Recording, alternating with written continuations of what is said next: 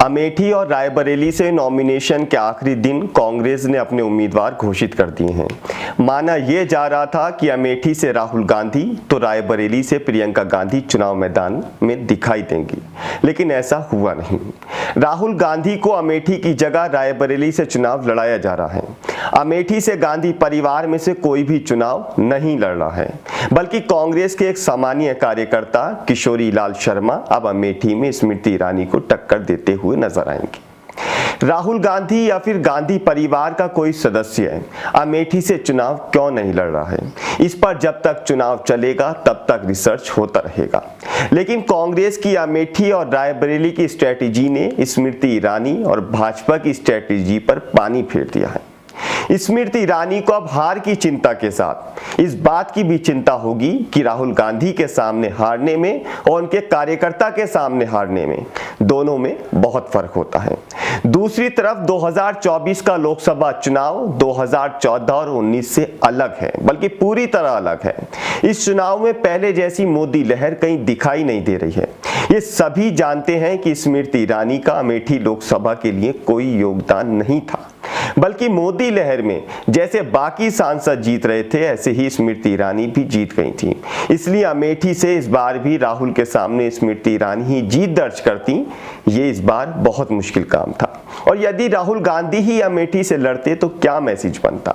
सबसे पहले तो ये कि अगर स्मृति ईरानी जीत जाती तो और बड़ी नेता बन जाती, और यदि राहुल स्मृति ईरानी से फिर से हार जाते तो उनकी सियासत पर बड़ा धब्बा लग जाता।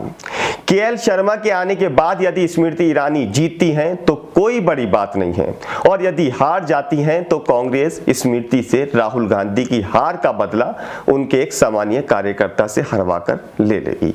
इसमें एक पहलू और भी है। यदि स्मृति ईरानी राहुल गांधी से हारती तो सियासत में उनका कद इसी तरह से बना रहता, लेकिन कांग्रेस के एक सामान्य कार्यकर्ता से हारेंगी तो उनके सियासी कद पर फर्क पड़ना ये तय बात है। दूसरी तरफ इस पूरे खेल में कांग्रेस की स्ट्रेटेजी एक और हो सकती है। मान लीजिए कि राहुल गांधी वायनाड और अमेठी दोनों जगह से चुनाव जीत जाते, फिर उन्हें एक सीट खाली करनी पड़ती।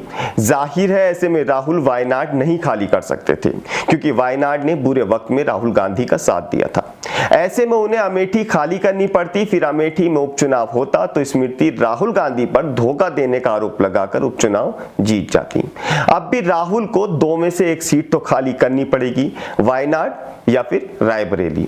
उम्मीद यही है कि राहुल रायबरेली को खाली करेंगे। यदि रायबरेली में उपचुनाव होता है और स्मृति अमेठी से हार करके रायबरेली का उपचुनाव लड़ेंगी तो वहां उनका जीतना मुश्किल भी है, क्योंकि 2019 में मोदी लहर का पीक था। ऐसे में भी कांग्रेस अमेठी जरूर हार गई, लेकिन रायबरेली पर फिर भी कब्जा जमाए रही। इस पूरे खेल का एक और अहम पहलू है। दरअसल कांग्रेस ने अपनी अमेठी की स्ट्रेटेजी में भाजपा की सबसे कीमती स्ट्रेटेजी को फेल कर दिया है। 2024 का लोकसभा चुनाव अभी तक नरेंद्र मोदी वर्सेस राहुल गांधी चल रहा है। मोदी अपने भाषणों में बेरोजगारी, महंगाई, किसान, शिक्षा, स्वास्थ्य की बात ना करके मुसलमान और मंगलसूत्र की बात कर रहे हैं। मोदी के भाषणों में उनकी चिंता साफ दिखाई दे रही है। वहीं राहुल गांधी अपने भाषणों में बेरोजगारी, महंगाई, किसान, नौजवान, अग्निवीर, शिक्षा और स्वास्थ्य के मुद्दे उठाकर लगातार मोदी को घेर रहे हैं। और यदि राहुल गांधी अमेठी से चुनाव लड़ लेते तो गोदी मीडिया का पूरा फोकस मोदी वर्सेस राहुल गांधी से हट करके राहुल गांधी वर्सेस स्मृति ईरानी हो जाता। पहले से तैयार बैठा गोदी मीडिया राहुल गांधी की छवि को काफी हद तक नुकसान दे सकता था और उन्हें अमेठी तक सीमित करके रख देता। हालांकि कांग्रेस में अमेठी और रायबरेली प्रत्याशियों की आखिरी दिन घोषणा करके भाजपा के पूरे प्लान पर पानी फेर दिया है। आप इस पूरे मामले पर अपनी क्या राय रखते हैं, या आप हमें कमेंट बॉक्स में लिख करके जरूर बताइएगा। साथ ही वीडियो पसंद आया हो तो चैनल को सब्सक्राइब कीजिएगा और वीडियो को लाइक जरूर कीजिएगा।